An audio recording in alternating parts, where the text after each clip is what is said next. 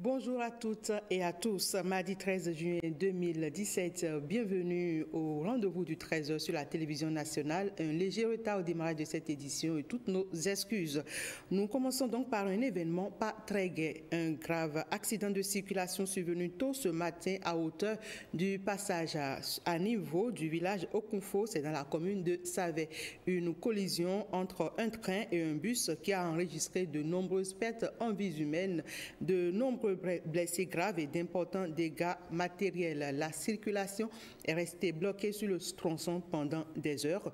Retrouvons sur place notre correspondante Doris Oulabi de la direction régionale de Parakou pour plus de précisions. Doris Oulabi, bonjour. Bonjour Ghislaine Adini, comme vous le savez déjà, les nouvelles ne sont pas bonnes à Okunfo, un village de l'arrondissement de Taboua, commune de Savet. Et juste évidemment, il s'est passé un accident, un grave accident donc de circulation au niveau de ce village-là, au niveau du passage à niveau du village en question. Un bus de transport en commun nigérien est entré en collision avec un train tôt ce matin. Le drame s'est produit aux environs de 4 heures du matin d'après les témoignages. Et puis le bus a percuté violemment le train qui lui partait pour Cotonou. Bilan, 4 morts et une dizaine de blessés. Les blessés sont évacués au centre de santé de Savet et d'autres à l'hôpital de zone de Papané où ils suivent actuellement des soins intensifs. Et il faut dire que l'accident a causé, depuis qu'il s'est produit, un blocage total de la voie inter-État Parakou-Cotonou. Ceci depuis plus de 5 heures d'horloge. Informés de la situation, les forces de l'ordre se sont dépêchées sur les lieux afin de réglementer un peu la circulation. Et c'est pratiquement aux environs de 10h45 que la situation a été maîtrisée et la circulation a repris normalement son cours. Bien évidemment, nous avons noté la présence des autorités locales, en l'occurrence la présence du maire de Savet sur les lieux. On a noté également la présence des sapeurs-pompiers et de la commune de Boïko sur les lieux également. Et donc, dans une union d'action, ils ont pu quand même maîtriser la circulation.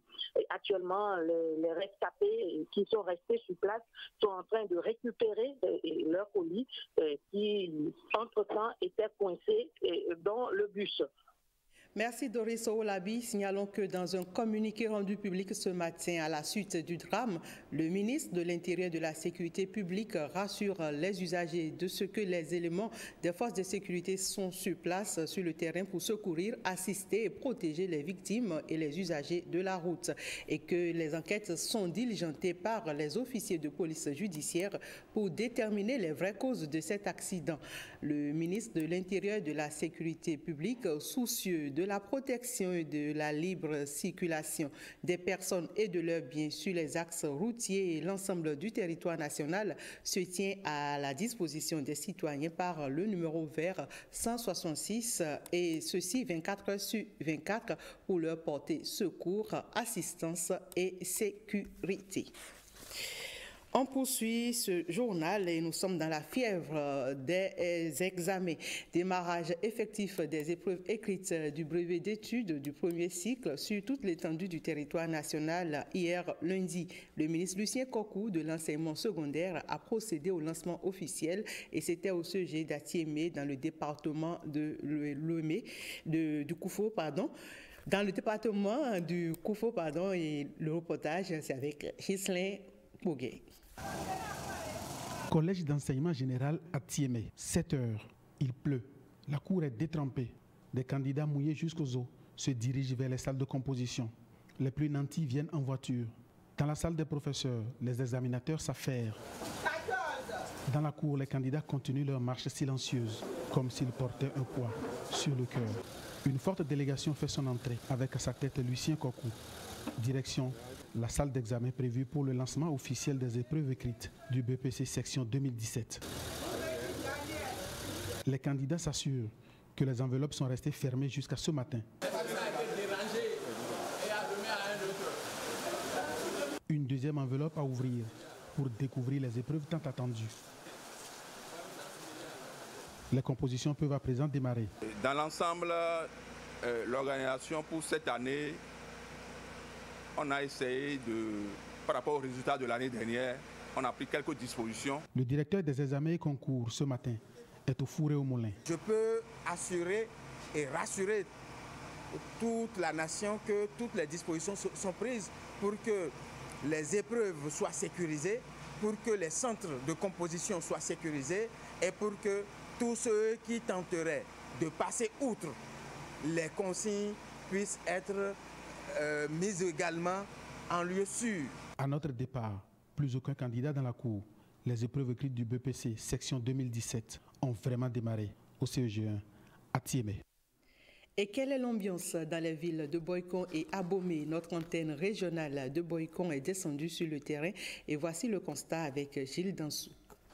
Les candidats bravent la pluie de ce lundi matin pour rallier les centres de composition CEG 4 Boycon. Parents et candidats recherchent les salles de composition sur la base des numéros de table. Un exercice fastidieux qui augmente le stress chez certains candidats. Lycée Mafori d'Abomey, des cas de retard de candidats sont constatés. On se presse les pas. Certains parents décident de rester sur place, quand bien même les épreuves sont lancées à l'intérieur.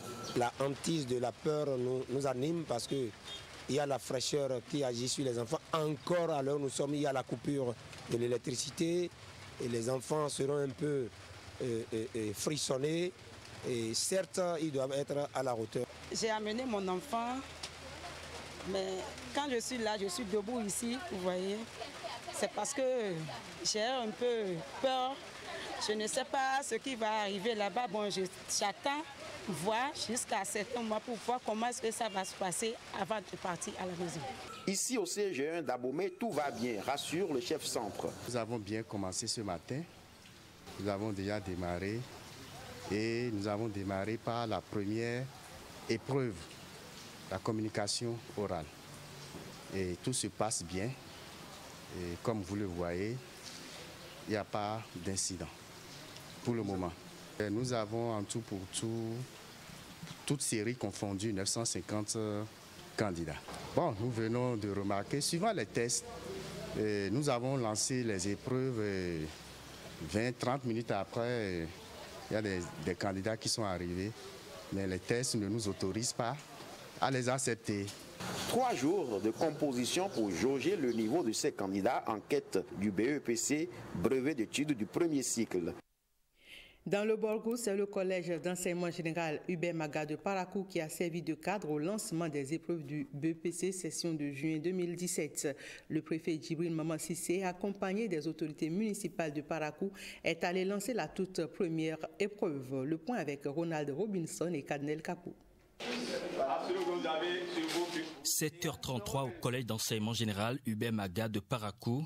C'est dans cette fièvre des derniers réglages qu'une forte délégation avec à sa tête le préfet du Borgou descend dans ce centre d'examen parmi les 24 prévus dans ce département. Nous avons au total 1531 candidats.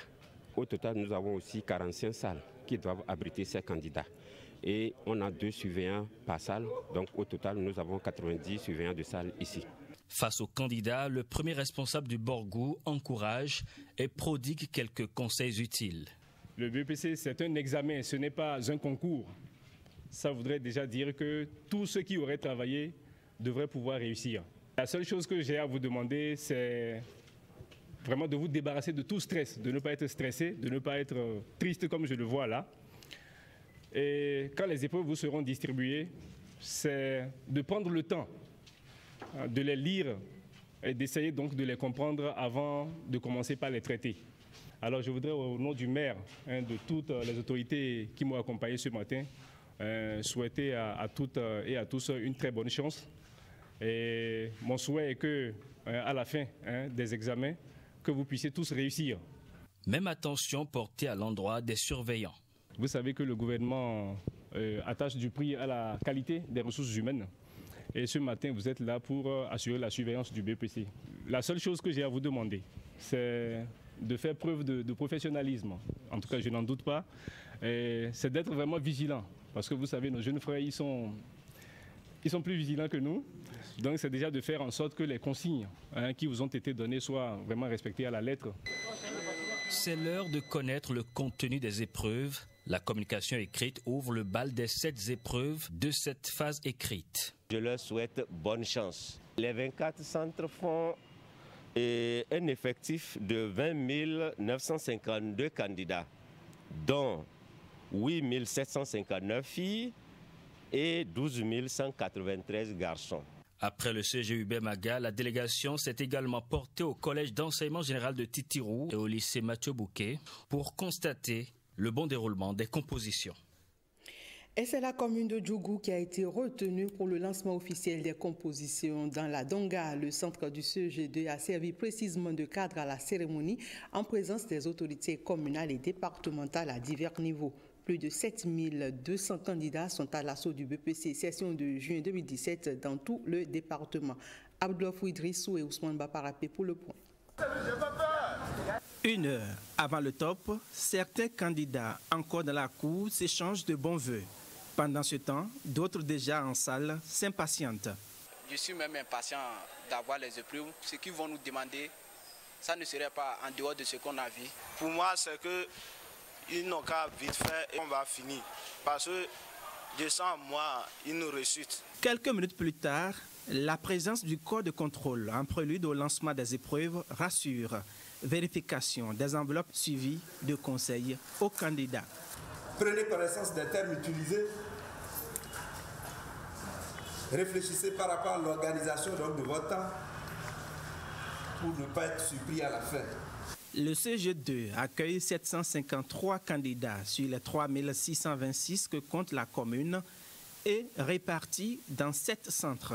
Je voudrais que la commune de Djougou soit la première sur le plan national. Les compositions démarrent par la communication écrite. C'est un sujet de culture générale. Ce n'est pas compliqué. Tout ce que vous voyez devant vous ici, on prie par là. C'est donc parti pour 2 heures d'horloge. Le département de la Donga, composé des communes de Djougou, Waké, Basila et Kopargo, compte 7288 candidats inscrits pour 14 centres d'examen. C'est vrai, nous attendons un bon pourcentage, mais ce n'est pas pour autant cela que nous allons transformer les centres de composition en nid de tricherie et de fraude. Le plus jeune candidat est âgé de 11 ans. Dans la Liborie, ils sont un peu plus de 400 candidats, dont 149 filles, inscrits dans le nouveau centre de Toura à Banikwara. Le préfet de la Liborie et les responsables en charge de l'enseignement secondaire ont officiellement lancé les épreuves du BPC dans ce centre. Firmi Bassao et Julkael Ayena. Le CG Toura dans la commune de Banikwara honoré. Pour la première fois de son histoire, le collège reçoit les autorités départementales pour le lancement des épreuves écrites du BEPC. Très heureux que le centre d'examen du BEPC de Toura soit enfin ouvert parce que ça a été une doléance des parents d'élèves depuis plusieurs années, mais avec le nouveau départ, ce centre-là est devenu une réalité. Une commune rurale de Banikwara, une commune d'accès difficile.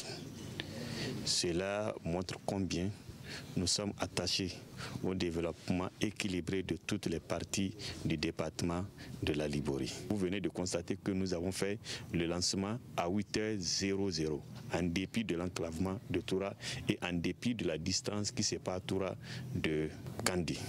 Toura dans Banikwara, le lycée Champagnard à Kandi et Karimama, 3 nouveaux centres créés cette année, ce qui porte à 10 le nombre de centres de composition dans la Liborie. Vous voyez que de plus en plus, l'administration est aux côtés des administrés. Plus jamais, nos élèves ne vont plus parcourir de longues distances pour aller composer. Parce que pour composer, il y a d'abord le stress. Parcourir de longues distances, il y a également la fatigue. Donc ça veut dire que la réforme qui est en cours permet aujourd'hui à nos apprenants d'étudier et de composer dans de très bonnes conditions. Mais nous avons voulu venir à Toura parce que aujourd'hui, nous voulons marquer, n'est-ce pas, la rupture. Collège d'enseignement général de Banikwara Centre, 1503 candidats y sont inscrits. Ici, aucun incident n'est relevé en dehors de quelques absences. Resté à la traîne l'année passée, la Liborie entend relever la pente pour le présent examen.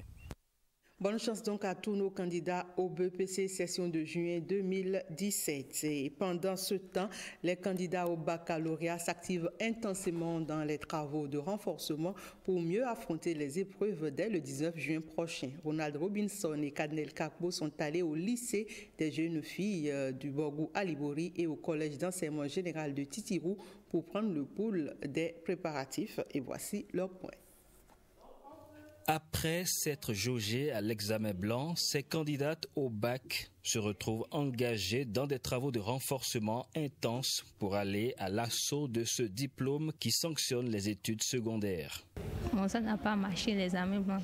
Ça n'a pas marché. Après les résultats des examens blancs qui ne nous ont pas satisfaits, nous avons mis les bouchées doubles pour les renforcer dans les matières principales pour celles qui vont au bac.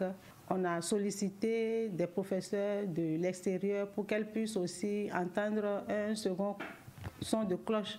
Concentrées, ces candidates du lycée des jeunes filles de Parakou semblent imperturbables et bien déterminées. Si l'examen blanc, on n'avait pas eu à faire l'examen blanc, nous allons nous dire que nous sommes bonnes. Je travaille dans les classes antérieures, donc le bac c'est un coup. Maintenant, comme l'examen blanc est arrivé, nous avons fait 0%. On nous a dit que nous sommes la queue du Borgou et de la Liborie, mais nous avons lancé un défi. Nous sommes meilleurs et notre heure a sonné pour que nous réussissions. Nous savons que nous allons réussir. Nos 0%, nous allons les transformer en 100%. En attendant le 19 juin, le proviseur de ce lycée met en garde les futurs bacheliers sur l'usage du téléphone portable, objet de sédition et d'exclusion au CGT Tirou en début d'année. On fait chaque fois des saisies, mais elles récidivent chaque fois. Donc je leur demanderai de ne pas sacrifier toute une année scolaire en amenant les portables dans les salles. Les élèves ont pris conscience. Ils ont vu comment l'établissement a été exposé par tous ces titirous. Titirou a été sali et ils sont venus me voir à travers leur porte-parole pour me dire qu'eux, ils sont prêts aujourd'hui à réparer l'image de notre établissement en travaillant. À la date du 22 du mois de mai, j'ai pu évaluer, n'est-ce pas, le niveau d'exécution des programmes. Et pour la plupart, tous les professeurs avaient terminé leur programme, surtout ceux qui sont en classe d'examen. Alors ça, là, c'est déjà un point important pour que nous puissions dire que l'espoir est permis. Bientôt, les espérances seront tournées vers une meilleure performance que les 30,14% obtenus en 2016. Célébration hier 12 juin 2017 de la journée internationale de lutte contre le travail des enfants. Le travail des enfants au Bénin prend de l'ampleur malgré les mesures prises pour éradiquer le fléau. Sur le terrain, de nombreuses organisations non gouvernementales viennent à la rescousse de l'État, mais n'arrivent pas encore à décourager le phénomène. Quel est l'état des lieux à cette occasion de célébration de la journée mondiale de lutte contre le travail des enfants? Élément de réponse dans ce reportage signé Iliad Bokovo, William Choki et Calvador Aron. Les statistiques sont alarmantes et s'empirent chaque année malgré les nombreuses sensibilisations. Près de 3 millions de mineurs de la tranche d'âge 0 à 17 ans commencent à travailler avant l'âge requis au Bénin. De ce chiffre, 600 000 sont concernés par les pires formes de traitement inhumain, notamment dans le secteur de l'agriculture, avec 65% et celui des services, 28%. En regardant les enfants qui travaillent au Bénin, il y en a trop. Et la population, les gens, je dirais aussi au niveau civil, on est trop habitué de voir les enfants qui travaillent. On ne se pose plus la question, mais cet enfant-là, pourquoi il est là? Il doit être à l'école, il doit se préparer. Aussi, une question comme, mais ce travail est adapté à l'enfant ou pas? C'est pas trop lourd, c'est pas trop jeune pour amener des poids si lourds. Ces questions, on ne se pose pas. Évidemment, très peu de parents se posent ces différentes questions et le fléau s'érige en norme dans la société avec de nombreuses blessures et des séquelles à vie sur ces âmes fragiles. Ces enfants passent sous nos yeux, vous et moi, et nous les regardons. Et voilà, sans pouvoir rien faire. Même devant les commissariats, on les voit avec des tas d'ignames. L'enfant peut être à peine 12 kilos de poids et porte plus de 20 kilos. C'est vraiment dramatique. Et moi, j'en appelle à la responsabilité politique. Parce que les ONG à elles seules ne peuvent rien faire. Il faut vraiment une volonté politique pour aider à sortir ces enfants du marché. Les enfants ne sont pas faits pour le marché, les enfants sont faits pour les écoles, pour les centres de formation, pour le loisir, pour l'éducation. Tout le monde sait que dans le marché, on se bat pour survivre. Sortir les enfants du marché, de cette jungle, c'est l'idéal. Mais en attendant, il y a des foyers d'écoute des enfants créés dans certaines villes du pays, des écoles de seconde chance pour ces enfants. Et on ne le dira jamais assez, le travail des enfants est une violation des droits fondamentaux des enfants, un frein considérable à leur épanouissement. À l'occasion de cette célébration de la Journée internationale de lutte contre le travail des enfants, la rédaction du journal télévisé s'est intéressée à la situation d'un enfant. Il a 16 ans et fait pourtant un travail à risque. Faisons une immersion dans le quotidien de Justin, racoleur à 16 ans. C'est un reportage de Koudou Sabdoulaye, Mylène Fanou et Alexis Kenom. Le quotidien de Justin. À 16 ans, cet élève de la classe de 4e est loin de rêver d'une vie, des enfants de son âge. Justin est sur pied depuis 6 heures. Il joue le rôle de racoleur dans ce minibus. Le trajet est connu. Kokokodio marché d'Antokba. Plus d'une dizaine de kilomètres parcourus, plusieurs fois en aller-retour, de 6h à 19h. Le petit racoleur appelle les clients, les installe et collecte les frais de transport auprès des passagers. En faisant ce job, Justin compte assurer l'achat de ses fournitures scolaires pour la rentrée prochaine. Je passe ce métier pour voir un peu de l'argent dans les vacances. Mon parent est un demi-diamant et ma mère est une commerçante à Tantokba. Justin veut arrondir ses vacances, ce que désapprouvent les passagers qui montrent du doigt ses parents. En tant qu'un parent, ce que l'enfant doit être demain, tu dois être à l'écoute de ça. Si ils ont aimé leur enfant, ils vont refuser ça, de faire ça. Refuser le travail de racoleur à Justin, encore mineur, c'est reconnaître ses droits et surtout le protéger contre tout handicap à son épanouissement. Modeste Toboula, identifié comme un artisan de paix par la Fédération pour la paix universelle. Le préfet du littoral est ainsi honoré en raison de ses œuvres de développement et de sa capacité à créer une saine émulation dans son département de tutelle. La cérémonie de distinction a eu lieu ce lundi à la préfecture de Cotonou. Ulvaïs Balogun, Wenceslas Amoïmon. Le préfet du littoral, désormais ambassadeur de paix internationale, Modeste Toboula, est décoré en reconnaissance de ses actions de développement et de sa détermination à faire de Cotonou la vitrine du Bénin. La Fédération pour la paix universelle définit un certain nombre de critères pour distinguer les personnalités. Ce peut être des personnes en vue, des autorités publiques qui travaillent en réalité au bien-être de la population. Et spécialement au Bénin, nous avons eu écho des efforts que le préfet a fait pour donner une meilleure couleur à la ville de Cotonou. Cette distinction, le chef du département du littoral l'apprécie à sa juste valeur et réaffirme sa volonté de participer à des initiatives de réconciliation et de dialogue. Chers collègues, chers travailleurs, cette distinction est la vôtre. En réalité, je n'ai pas eu de mérite particulier. Pas du tout. Je voudrais vous dire que cette distinction, loin d'être un élément de satisfaction, devrait être pour nous un motif supplémentaire de motivation pour que nous allions loin.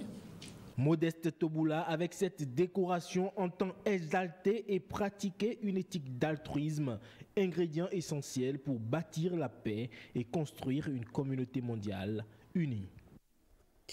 Et nous venons ainsi de terminer le 13 de ce mardi 13 juin 2017. Merci mesdames, messieurs de l'avoir suivi et bonne suite de journée, toujours en compagnie des programmes de la télévision nationale.